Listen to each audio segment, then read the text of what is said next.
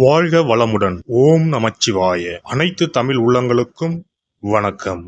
அனைவருக்கும் இனிய புத்தாண்டு வாழ்த்துக்கள். 2026ஆம் ஆண்டு பிறக்க இன்னும் ஒரு சில நாட்களே உள்ளன.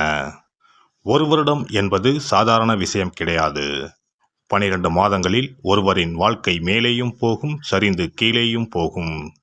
12 மாதங்களில் ஒருவரின் வாழ்க்கை தலைகீழாக கூட மாறும். அந்த வகையில் உங்கள் வாழ்க்கையில் என்ன மாதிரியான மாற்றங்கள் எல்லாம் நடக்கும், உங்களுக்கு எதில் ஏற்றம் ஏற்படும், எதில் சறுக்கல் ஏற்படும் என்று சற்று விரிவாக காண்போம். இந்த ஆண்டின் தொடக்கத்தில் கிரகநிலைகள் என எடுத்துக்கொண்டால், குடும்பஸ்தானத்தில் சந்திர பகவானும், சகோதரஸ்தானத்தில் குரு பகவானும், புத்திரஸ்தானத்தில் கேது பகவானும், பாக்கியஸ்தானத்தில் சூரியன், செவ்வாய், புதன், சுக்கிர பகவானும் உள்ளனர்.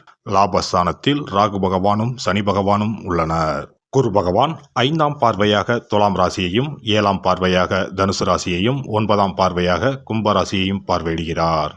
சனி பகவான் 3ஆம் பார்வையாக மேச ராசியையும், 7ஆம் பார்வையாக சிம்ம ராசியையும், 10ஆம் பார்வையாக விருச்சிக ராசியையும் பார்வையிடுகிறார். இந்த கிரகங்களின் அமைப்பு மற்றும் பார்வையினால் உங்கள் வாழ்வில் ஏற்படும் சுப மற்றும் அசுப பலன் என்ன என்பதனையும், அசுப பலன் ஏற்படுமாயின் ராசிக்காரர்கள் செய்ய வேண்டிய பரிகாரம் என்ன, வழிபட வேண்டிய தெய்வம் யார் என்பதனை பற்றியும் முழுமையாக காண்போம். பிறக்கப் போகும் இந்த புது வருடம் உங்கள் வாழ்வில் வளமும் நலமும் செல்வ செழிப்பும் பெற்று வாழ்வில் உயரிய நிலையை அடைய எல்லாம் வல்ல எம்பெருமானை வேண்டி விரும்பி கேட்டுக்கொள்கிறேன். எதிலும் அகப்படாமல் சிந்தித்து செயலாற்றும் மீனராசி அன்பர்களே, இந்த ஆண்டு எந்த ஒரு செயலையும் நிதானமாக சிந்தித்து செயல்படுவது நன்மையை தரும். கனிவான பேச்சுக்கள் வெற்றிக்கு சாதகமான சூழ்நிலையை உருவாக்கி தரும். அவ்வப்போது சிறு சிறு அவப்பெயர்கள் ஏற்பட்டு நீங்கும். பயணங்கள் மூலம் புதிய அனுபவமும் அத்தியாயமும் பிறக்கும். குடும்பத்தில் திடீர் பிரச்சனைகள் ஏற்பட்டு நீங்கும். வெளிநபர்களின் பேச்சுக்களை நம்பி முடிவுகளை எடுக்காமல் இருப்பது நல்லது. பூர்வீக சொத்துக்கள் மூலம் ஆதாயம் ஏற்படும். சிந்தனையில் இருந்து வந்த சில குழப்பங்களுக்கு தெளிவான முடிவுகளை எடுப்பீர்கள். புதிய தொழில்நுட்ப துறைகளில் இருப்பவர்களுக்கு சாதகமான சூழல்களும் வாய்ப்புகளும் உருவாகும். உத்தியோகத்தில் இருப்பவர்களுக்கு இந்த ஆண்டு பொறுப்புகள் அதிகரிக்கும். பல விஷயங்கள் தெரிந்தாலும் வெளிப்படுத்துவதற்கான வாய்ப்புகள் கிடைப்பதில் தாமதம் ஏற்படும். மற்றவர்கள் பற்றிய கருத்துக்கள் கூறுவதை குறைத்துக் கொள்ளவும். கடன் சார்ந்த சில விஷயங்களில் அலைச்சலும் தாமதமும் ஏற்படும். மருந்து தொடர்பான பிரச்சனைகள் அவ்வப்போது ஏற்பட்டு நீங்கும். வியாபாரத்தில் சாமர்த்தியமாக செயல்பட்டு நினைத்ததை முடிப்பீர்கள். அரசு சார்ந்த சில உதவிகள் கிடைக்கும். உடன் பிறந்தவர்களிடத்தில் சூழ்நிலை அறிந்து செயல்படவும். வியாபாரம் நிமித்தமான சில வதந்திகள் அவ்வப்போது தோன்றி மறையும். வர்த்தக விஷயங்களில் மேன்மையான சூழல் உருவாகும். கடன் சார்ந்த சில உதவிகள் கிடைக்கும். பெண்களை பொறுத்தவரை எந்த ஒரு விஷயமாக இருந்தாலும் ஒன்றுக்கு பலமுறை யோசித்து முடிவெடுப்பது நன்மையை தரும். உடல் ஆரோக்கியத்தில் கவனம் வேண்டும். நீண்ட தூர தனிப்பட்ட பயணங்களை குறைத்துக் கொள்வது தேவையற்ற விரயங்களை தவிர்க்கும். குழந்தைகள் வழியில் ஆதரவான சூழல் அமையும். மனதளவில் நினைத்த சில காரியங்கள் சாதகமாக முடியும். அரசியல் சார்ந்த துறைகளில் இருப்பவர்களுக்கு பழைய பிரச்சனைகளால் சில நெருக்கடிகள் உண்டாகும். எதிர்பாராத சில செலவுகளால் கையிருப்புகள் குறையும்.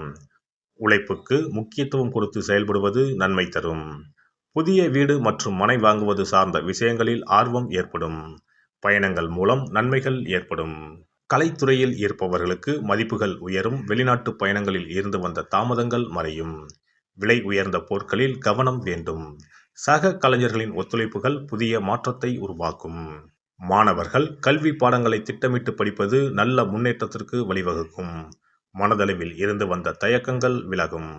திறமைக்கு உண்டான மதிப்புகள் கிடைக்கும். எந்த ஒரு விஷயமாக இருந்தாலும் நிதானத்தை கடைபிடிப்பது உங்கள் மீதான நன்மதிப்பை மேம்படுத்தும்.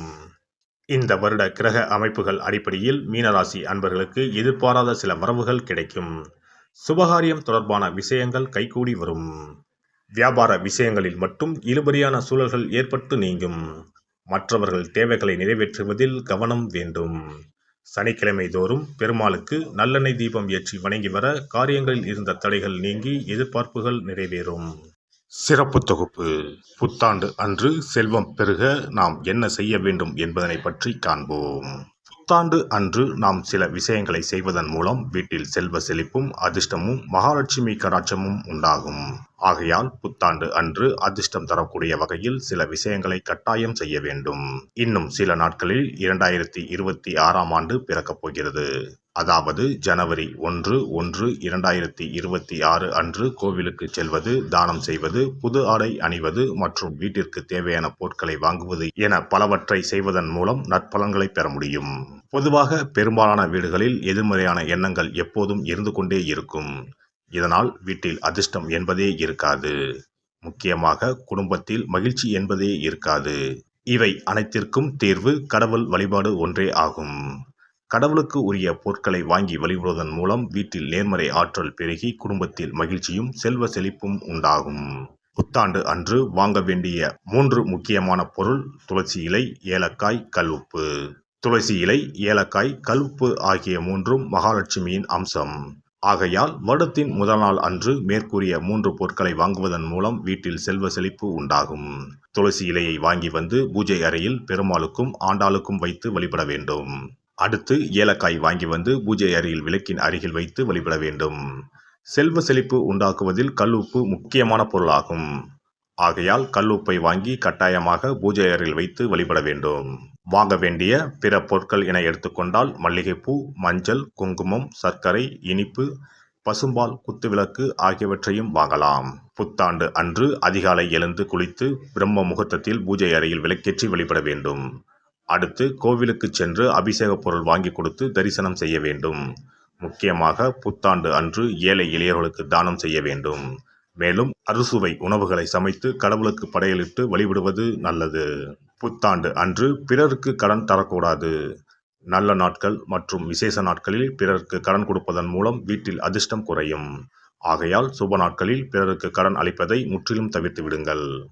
புத்தாண்டில் நமக்கு நன்மைகள் அதிகம் நடைபெற வேண்டும். 2025ஆம் ஆண்டில் சந்தித்த பிரச்சனைகள், துன்பங்கள், போராட்டங்கள், கஷ்டங்கள் ஆகியவற்றில் இருந்து விடுபட வேண்டும் என்பதே அனைவரின் விருப்பம்.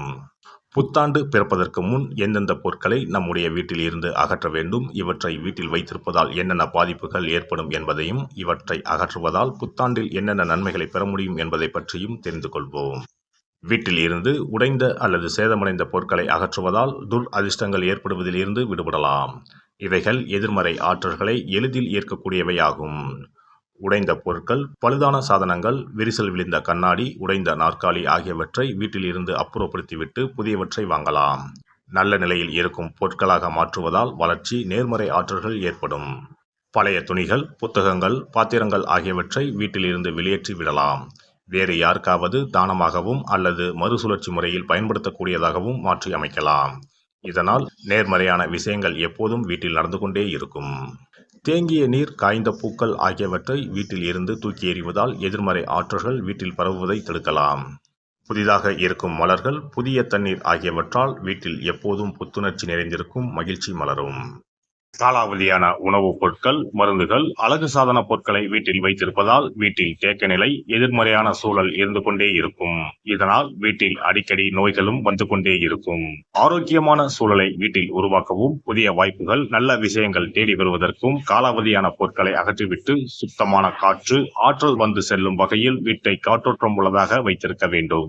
எல்லாம் வல்ல இறையருளால் நீங்களும் உங்கள் அன்பு குடும்பமும் உடல் நலம், நீலாயுள், நிறை செல்வம், உயர் புகழ், மெய்ஞானம் ஓங்கி வாழ்க வளமுடன்.